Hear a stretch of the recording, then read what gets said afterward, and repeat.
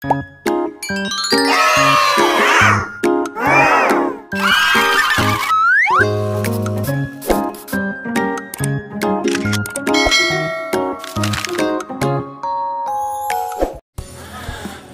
adik-adik hebat, ketemu lagi bersama Kak Dian di sini.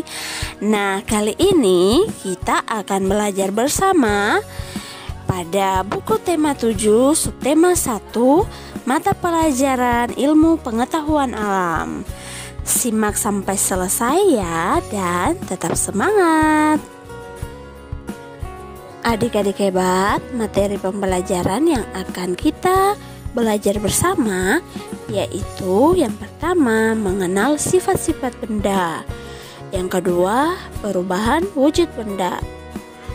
Adik-adik hebat, coba kalian perhatikan benda yang ada di sekitar kalian.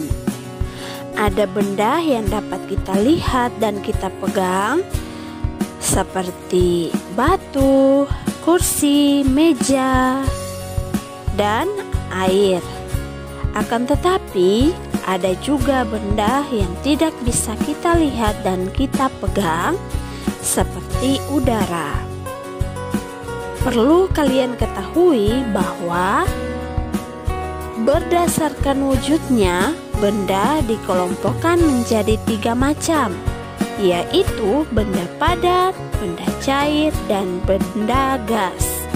Nah, setiap wujud benda mempunyai sifat yang berbeda-beda. Ayo kita bahas satu-satu ya. Nah, adik-adik hebat, sifat benda padat ini memiliki bentuk dan ukuran yang tetap di segala tempat. Contoh benda padat ada mobil, tas, sepatu, televisi, buku, dan lain-lain. Nah, sifat benda cair ini memiliki beberapa sifat.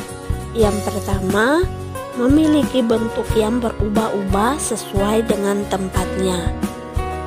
Saat benda cair diletakkan dalam botol, bentuknya seperti botol. Jika benda cair ini dipindahkan ke dalam gelas, bentuknya berubah seperti gelas. Namun, meskipun bentuknya berubah, tetapi volume benda cair tidak berubah meskipun ditempatkan dalam wadah yang berbeda. Sifat benda cair yang kedua adalah mudah mengalir ke tempat yang rendah. Nah, adik-adik hebat, benda cair ini mudah mengalir dari tempat yang tinggi ke tempat yang rendah. Air sungai mengalir dari hulu menuju ke hilir karena daerah hulu lebih tinggi dibanding dengan daerah hilir. Sifat benda cair yang ketiga yaitu memiliki permukaan yang datar. Nah, permukaan air dalam keadaan tenang selalu datar. Sifat air ini dimanfaatkan oleh tukang bangunan dalam memeriksa kerataan permukaan lantai menggunakan alat yang bernama water pass. Sifat benda cair yang keempat adalah memiliki sifat kapilaritas. Sifat kapilaritas adalah kemampuan benda cair bergerak melalui pipa kapiler. Nah, contoh peristiwa ini bisa kita lihat naiknya air tanah ke batang pohon atau daun, serta meresapnya minyak tanah ke dalam sumbu kompor. Nah, sehingga meresapnya minyak tanah ke dalam sumbu kompor membuat kompor tersebut dapat dinyalakan. Contoh benda cair ada air, minyak goreng, kecap, cuka, bensin, oli, dan solar. Yang ketiga, sifat benda gas. Benda gas memiliki beberapa sifat sebagai berikut. Yang pertama, benda gas tidak terlihat.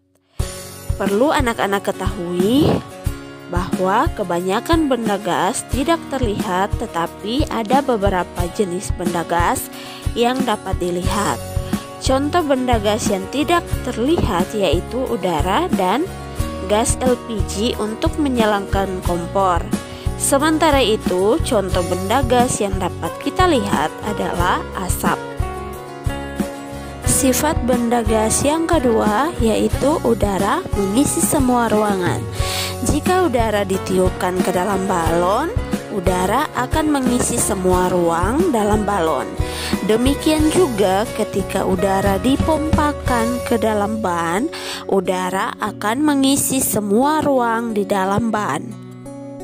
Sifat benda gas yang ketiga yaitu benda gas bergerak ke segala arah.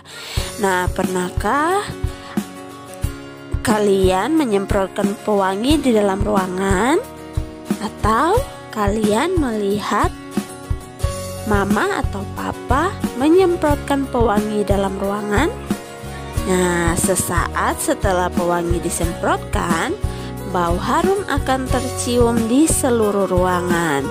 Peristiwa ini menunjukkan benda gas mampu bergerak ke segala arah.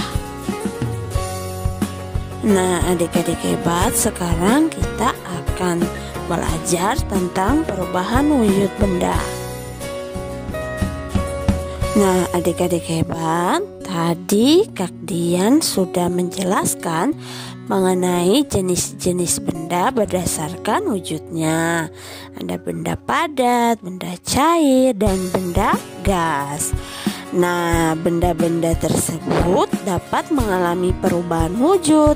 Salah satunya karena pengaruh kalor atau panas. Nah, jenis perubahan wujud benda itu ada terbagi atas 5. Yang pertama membeku, yang kedua mencair, yang ketiga menguap, yang keempat mengembun, dan yang kelima menyublim. Itulah jenis perubahan wujud benda.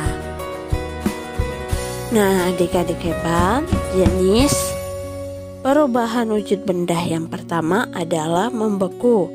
Membeku itu adalah peristiwa perubahan wujud yang terjadi pada benda cair menjadi benda padat. Perubahan ini terjadi karena benda cair kehilangan panas. Contoh peristiwa pembekuan yang terjadi pada proses perubahan wujud air menjadi es batu di dalam lemari pendingin. Jenis perubahan wujud benda yang kedua adalah mencair. Mencair adalah peristiwa perubahan wujud yang terjadi pada benda padat menjadi benda cair. Perubahan ini karena benda padat mendapatkan kalor. Contoh peristiwa pencairan seperti pada proses perubahan es batu menjadi air. Jenis perubahan wujud benda yang ketiga adalah menguap. Menguap adalah peristiwa perubahan wujud yang terjadi pada benda cair menjadi benda gas. Perubahan wujud ini terjadi karena benda cair mendapatkan kalor. Contoh penguapan yaitu peristiwa penguapan air laut dalam proses pembuatan garam karena mendapatkan panas matahari. Jenis perubahan wujud benda yang keempat adalah mengembun. Mengembun adalah peristiwa perubahan wujud yang terjadi pada benda gas menjadi benda cair. Perubahan wujud ini terjadi karena benda gas kehilangan kalor. Di alam bebas, pengembunan biasanya terjadi pada waktu pagi hari ketika uap air kehilangan kalor dan berubah menjadi air embun. Perubahan wujud benda terjadi ketika benda berada pada titik suhu tertentu. Jenis perubahan wujud benda yang kelima adalah menyublim. Menyublim adalah peristiwa perubahan wujud yang terjadi pada benda padat menjadi benda gas. Perubahan ini terjadi karena benda padat mendapat kalor. Contoh peristiwa penyubliman terjadi pada kapur barus. Nah, adik-adik hebat, demikianlah penyampaian materi yang kalian bisa berikan di hari ini. Semoga bermanfaat untuk kalian semua. Ada tugas untuk kalian. Yang pertama yaitu carilah contoh-contoh peristiwa perubahan wujud benda dalam kehidupan sehari-hari. Dan yang kedua, berikan pendapatmu mengenai peristiwa perubahan wujud yang terjadi pada Kapur Barus. Jangan lupa dikerjakan ya, dan tetap semangat belajar dari rumah.